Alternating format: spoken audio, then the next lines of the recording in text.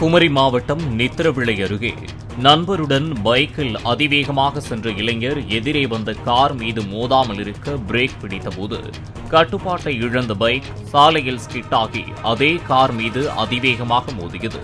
படுகாயமடைந்த இரு இளைஞர்களையும் அங்கிருந்தவர்கள் மீட்டு மருத்துவமனைக்கு அனுப்பி வைத்தனர். விபத்தின் போது ஏர்பேக்குகள் வெளியே வந்ததால் காரில் இருந்தவர்கள் காயங்களின்றி தப்பினர்.